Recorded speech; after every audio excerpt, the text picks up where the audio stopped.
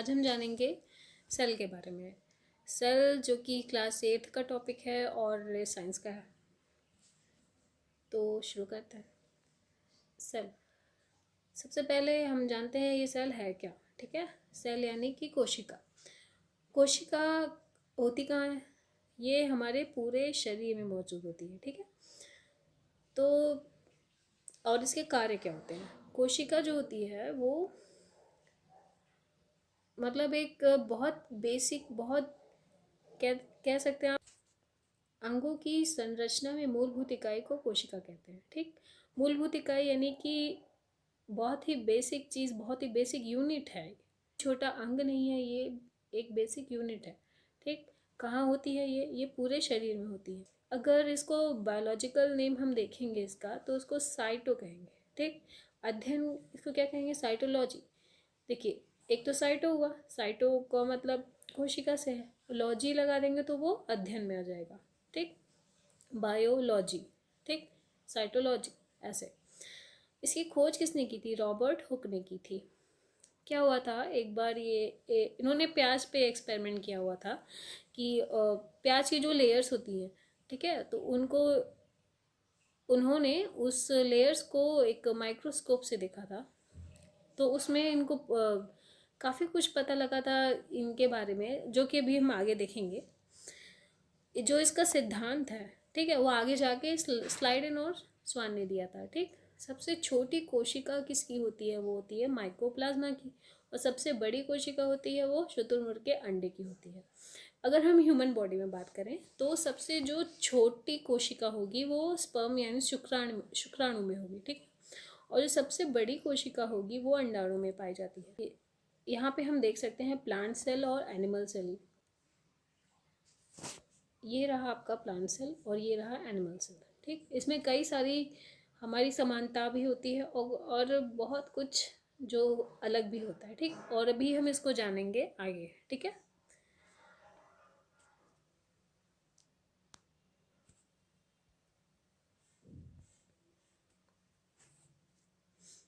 ये देखिए। ठीक है, यहाँ बताने की क्या कोशिश की जा रही है, यहाँ पे हम ये जान सकते हैं कि जैसे कोई दीवार है वो कैसे बनता है आपका? पहले ईंट से बनेगा, फिर फिर वो दीवार बनता है, फिर उसको आप जाके कमरा बनाएंगे, फिर उससे घर बनेगा ना। तो वैसे ही कोशिका, वो जो हमारी जो पूरी बॉडी है, ठीक है, वो कैसे बनती है? पहले कोशिका रहे, ठीक, फिर उससे ऊतक बनेगा, फिर ऊतक से फिर शरीर का जो अंग होगा वो बनेगा, फिर शरीर बनेगा। ठीक, तो उसी तरह ये हमारा काम करता है। यहाँ पे यही बताने की कोशिश की गई है। कोशिका झिल्ली। कोशिका झिल्ली सबसे पहले कैसे कहते किसको हैं? देखिए, कोशिका झिल्ली जो एक लेयर का काम करती है। लेयर का मतलब, अगर जैसे आप कोई सामान लेने जाते हैं, ठीक, तो फिर आप जैसे कोई भी सामान, कोई सब्जी ले रहे हो आप, तो फिर आपको कोई पॉलीथीन दी जाती है, ठीक, उसको रखने के लिए, उसको कैरी करने के लिए। तो वैसे ही एक कोशिका के पास भी एक पॉलीथीन, कह सकते हैं पॉलीथीन के जैसे आप मान सकते हैं उसको कवर की रहती है। ठीक है, वो उसे छोड़ के वो कहीं नहीं जा सकता। ठीक, तो ये किस में पाई जाती है? ये पादप और जंतु। पादप यानी कि पेड़ पौधों में भी पाई जाएगी और जंतुओं में भी ये कोशिका झिल्ली पाई जाएगी। ठीक, जंतु यानी कि लिविंग, जो जीते हैं। ठीक, ये प्रोटीन से बना होता है। ठीक है, कोशिका के सभी अंग इसी झिल्ली में होते हैं। ठीक, अब कोशिका भित्ति किसे कहते हैं? ये केवल और केवल पादप में पाई जाएगी। ठीक, और ये किसका बना होता है? ये सेलुलोज का बना होता है। ठीक, और ये उनको कवर यानी सुरक्षा देने का काम करते हैं। ठीक, अब हम जानेंगे बहुकोशिकीय और एक कोशिकीय कहते किसे हैं। ठीक, बहुकोशिकीय, बहु का मतलब आप समझ रहे हैं, बहु मतलब अनेक। ठीक, बहुवचन, समथिंग ऐसे कुछ। इसे हम मल्टी सेलुलर भी कहते हैं। ठीक, बहुकोशिकीय में देखिए, जैसे डेफिनेशन अगर ये कही जाएगी यहाँ पे, कि वह जीव जिनका शरीर एक से अधिक कोशिकाओं से मिलकर बना होता है, बहुकोशिकीय या मल्टी सेलुलर कहे जाएंगे। ठीक, और जिनमें कोशिका एक ही पाई जाएगी वो एक कोशिकीय कहे जाएंगे, यूनिसेलुलर। जैसे बहुकोशिकीय के हम एग्जांपल लें तो उसमें आपके बैक्टीरिया आ जाएंगे, ठीक, बैक्टीरिया आ जाएंगे और नीले हरे शैवाल आ जाएंगे, ठीक, फंगस आ जाएंगे, ठीक। एक कोशिकी में क्या आएगा आपका, अमीबा आएगा, पैरामीशियम आएगा। इससे हम आगे इसको हम फिगर में देखेंगे और अच्छे से क्लियर हो जाएगा। ये देखिए यूनिसेलुलर और मल्टी सेलुलर, ठीक। यूनिसेलुलर यानी एक कोशिकीय, ये अमीबा होता है और ये पैरामीशियम। देखिए अमीबा इसी आकार का नहीं होता लेकिन ऐसे ही होता है आपका, किसी भी टाइप में ऐसे ऐसे ऐसे किसी भी टाइप में हो सकता है, ठीक। और ये यूनिसेलुलर यानी एक कोशिकीय, ठीक है। और यहाँ पे आप देख पा रहे हो ये जो फिगर है और ये फिगर, ठीक है, दोनों अलग है। ये पादप कोशिकाएं हैं, ठीक, पेड़ पौधों की, ठीक, और ये जंतु कोशिकाएं। जैसे कि अगर आपको दिख पा रहा हो तो यहाँ कोशिका झिल्ली दोनों में है, ठीक, रिक्तिकाएं दोनों में है। यहाँ पे देखिए आप, जैसे कि पादप कोशिका और जंतु कोशिका। अभी मैंने आपको जैसे बताया था कोशिका झिल्ली, कोशिका भित्ति क्या होता है। देखिए यहाँ कोशिका झिल्ली है ये, ठीक, दोनों में पाई गई। रिक्तिकाएं हैं, रिक्तिका रिक्तिका भी दोनों में है, ठीक। केंद्रक है, न्यूक्लियस दोनों में होगा। यहाँ पे कोशिका द्रव है, ये भी दोनों में पाया गया, ठीक। यहाँ पे ध्यान दीजिए आप, पौधों में जो होता है वो हरित लवक पाया जाता है, ठीक, हरित लवक या प्लासिड। ये इसी के कारण इनमें जो हरा रंग आता है वो पाया जाता है। इसमें कोशिका भित्ति भी पाई गई, ठीक। यहाँ पर देखिए ये कोशिका जो भित्ति है वो केवल और केवल पौधों में ही पाई गई है, ठीक है, इसमें नहीं, जंतु कोशिका में नहीं पाई गई, ठीक। कोशिका के प्रकार, कोशिका के प्रकार क्या, इसमें आप देखिए ये किसी एक ही डेफिनेट शेप में नहीं पाई जाती हैं, ये अलग अलग तरह की पाई जाती हैं। जैसे कि कुछ सर्कुलर और थोड़ी चिपटी, कुछ लंबी कोशिकाएं जो कि न्यूरॉन जो हमारे ब्रेन की होती हैं, ठीक, और कुछ छड़ी नुमा है, ठीक है। ये देखिए जो मैंने अभी आपको बताया था रॉबर्ट हुक ने, वो इन्होंने प्याज के छिलके में जो देखा था वो, उसमें भी इन्होंने यही, देखिए कई चीज़ें हमारी वो सेम ही पैटर्न पे काम कर रही हैं। जैसे कि न्यूक्लियस इसमें भी है, न्यूक्लियस यानी कि केंद्रक, ठीक, ये आप केंद्रक देख पा रहे हैं, ठीक। इसमें कोशिका द्रव्य है,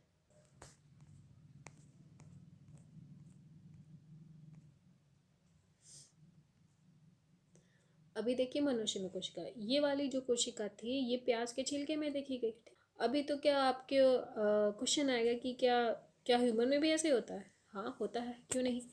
जब हमारी जो कोई भी स्किन लीजिए आप, थोड़ी सी भी स्किन अगर आप कहीं से भी आप देखिए, पूरी मैंने सबसे पहले बताया था आप पूरी बॉडी में पाई जाती है। अगर कोई भी स्किन का या फिर आप इसमें जो बेसिकली बताया गया है, जैसे कि ये गाल की कोशिकाएं, गाल की कैसे, जैसे गाल की अगर आप थोड़ा सा स्क्रैच करेंगे, मतलब एकदम अंदर से नहीं, ऊपर से हल्का सा लेकर, तो फिर अगर आप इसको माइक्रोस्कोप से देखेंगे ना तो फिर इसमें भी आपको यही चीज़ सेम दिखने वाली है, ठीक। इसमें भी आपको देखेंगे, फिर से वही चीज़ दिखेगा आपको, केंद्रक, ठीक, कोशिका द्रव, सेम चीज़, ये केंद्रक और ये कोशिका द्रव।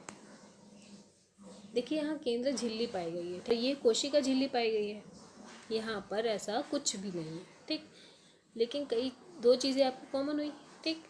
तो हम ये कह सकते हैं कई चीज़ें हमारी कॉमन हैं और कई चीज़ें नहीं हैं। इसी से ही हमारे जैसे स्ट्रक्चर का पूरा अंतर समझ में आता है। समझ में क्या मतलब, भिन्नता पाई जाती है। अभी हमारी प्रोकैरियोटिक कोशिका देखिए, दो तरह की कोशिकाएं होंगी, ठीक है, एक प्रोकैरियोटिक होगी और एक यूकैरियोटिक। सबसे पहले हम प्रोकैरियोटिक देखेंगे। प्रोकैरियोटिक में क्या होगा, इसमें जो केंद्रक झिल्ली होगी वो अनुपस्थित होगी। केंद्रक झिल्ली कहाँ है, ये है, ठीक है, ये आपको दिख रहा है ये सेंटर पे ये चीज़, ये ऊपर इसका केंद्र झिल्ली, ये चीज़ इसमें किसमें, प्रोकैरियोटिक में अनुपस्थित होती है। उसके जो सेंटर में जो ये देखिए सेंटर में, मतलब ये पूरा ये कवर नहीं रहता है, ठीक है, ये खुला रहता है पूरा, मतलब मिक्स्ड रहता है, आप ये कह सकते हो। तो फिर इसमें जो श्वसन होगा, ठीक,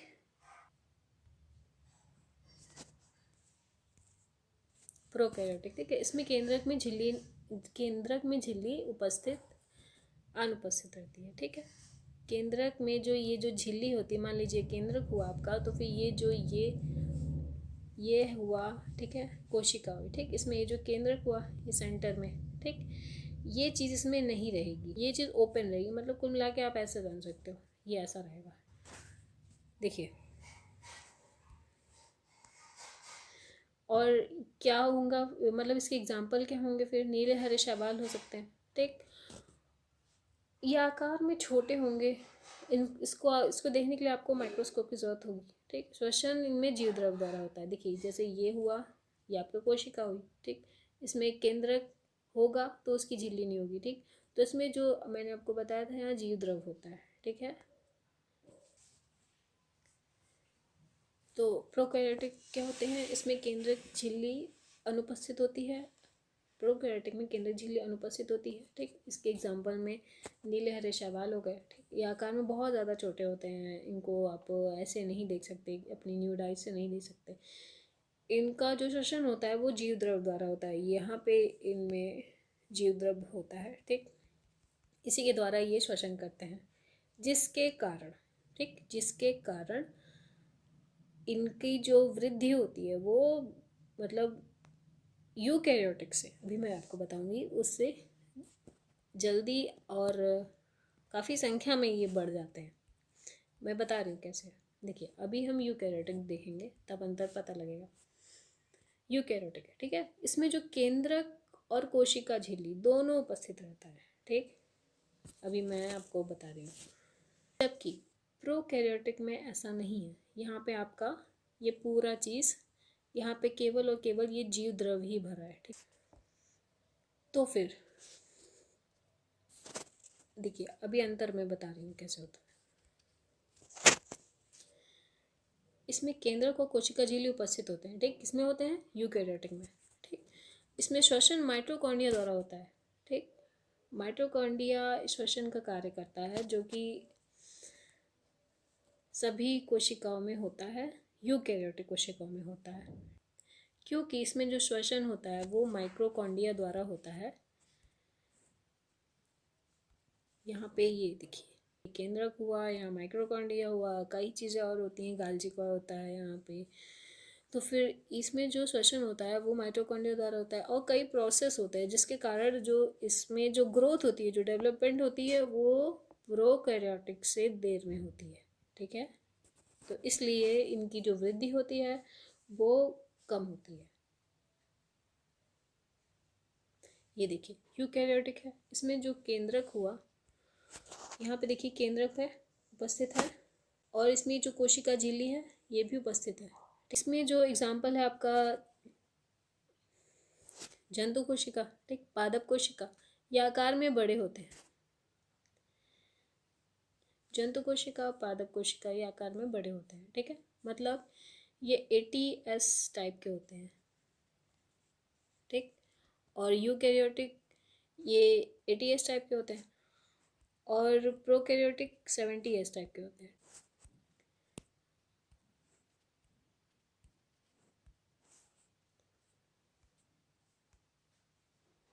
यहाँ पे देखते हैं कोशिका झिल्ली, यहाँ पे कोशिका के ये सारे भाग हैं, ठीक है, ये जितने भी हैं सब भाग हैं, और इसमें अंतर बताने की कोशिश की गई है पादप कोशिका और जंतु कोशिका में, ठीक है। हम देखते हैं जैसे कोशिका झिल्ली मैंने आपको बताया था, ये कोशिका का आवरण होता है, उसको कवर करने का काम करता है। तो ये पादप कोशिकाओं में पाया जाता है, ठीक, पादप कोशिकाओं में उपस्थित होता है, जंतु कोशिकाओं में भी उपस्थित होता है, ठीक। कोशिका भित्ति, कोशिका भित्ति भी पादप कोशिकाओं में उपस्थित होती है और जंतु कोशिकाओं में अनुपस्थित होती है।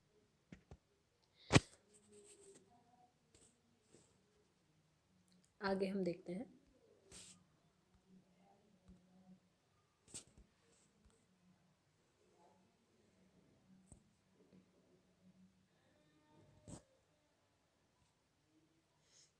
देखिए, अभी हमें क्या क्या पता लगा है। अधिकतर जीवों में छोटी संरचनाएं दिखाई देती हैं जिन्हें अंग कहते हैं। ठीक, सभी अंग और भी छोटे भागों से बने होते हैं। किसी जीव की सूक्ष्मतम जीवित रचना को कोशिका कहते हैं। सूक्ष्मतम जीवित रचना को कोशिका कहते हैं। ठीक, सर्वप्रथम कार्क की कोशिकाओं को रॉबर्ट हुक ने 1665 में देखा। कार्क की कोशिका क्या मतलब? कार्क कोशिका तो हमने पढ़ा नहीं। कार्क की कोशिका मतलब जो प्याज मैंने बताया था, जो उसकी कोशिका देखी गई थी, उसी के बारे में कहा गया है। ठीक है, कोशिकाओं की विविध आकृतियां एवं साइज परिलक्षित होते हैं। ठीक है, विभिन्न जीवों में कोशिकाओं की संख्या भी विविध होती है। ठीक, यहाँ पे जैसे आप समझ रहे हो कई चीज़ें, जैसे कि पेड़ पौधे और जीव जंतु सब में एक ही तरह की कोशिकाएं पाई जाती हैं? नहीं ना, किसी में किसी में कुछ पाई जाती हैं, किसी में कुछ पाई जाती हैं, किसी में कुछ अनुपस्थित होता है, किसी में कुछ उपस्थित होता है। ठीक, विभिन्न जीवों में कोशिकाओं की संख्या भी विविध होती है। हमने अभी देखा कुछ कोशिकाएं बहुत बड़ी होती हैं जिन्हें नग्न आंखों से नहीं देखा जा सकते।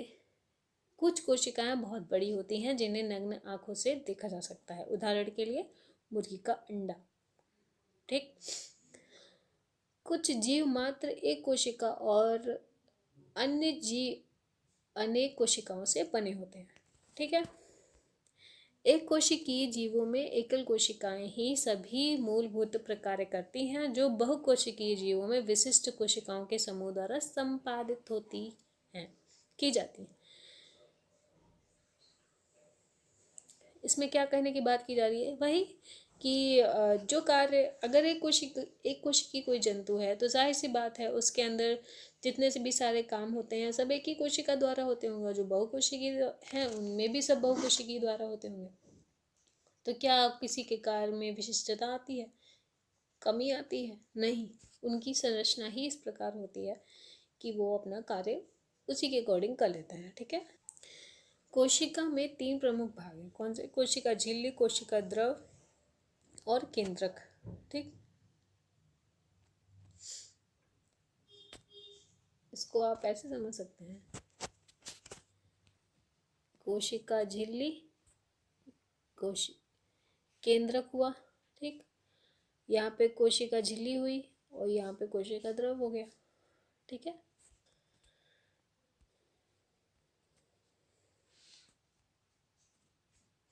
केंद्रक और कोशिका द्रव को केंद्र झिल्ली अलग करती है। ठीक, कोशिका जिसमें सुसंगठित केंद्रक नहीं होता अर्थात केंद्रक झिल्ली अनुपस्थित होती है, प्रोकैरियोटिक कहलाई जाती है, जैसे कि अभी हमने देखा था। ठीक, पादप कोशिका जंतु कोशिका से भिन्न होती है क्योंकि इसमें कोशिका झिल्ली के बाहर कोशिका भित्ति होती है। पादप कोशिका जंतु कोशिका से भिन्न होती है। क्यों होती है? क्योंकि इसमें कोशिका झिल्ली के बाहर कोशिका भित्ति होती है।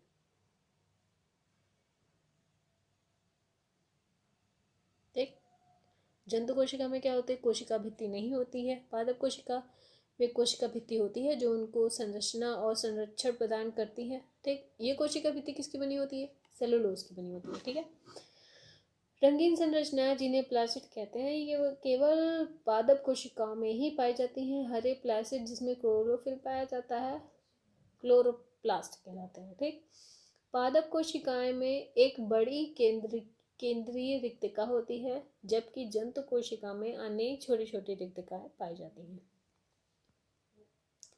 ठीक है,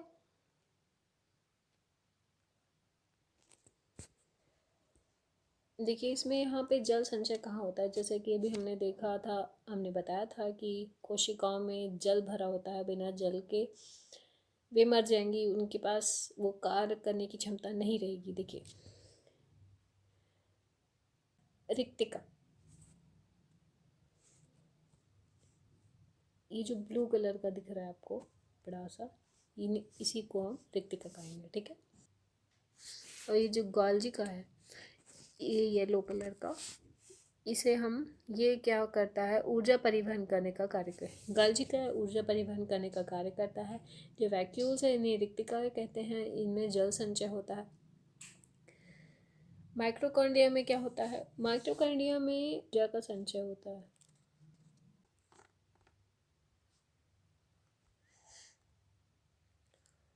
So this is done. Thank you. This is Nikita Pal.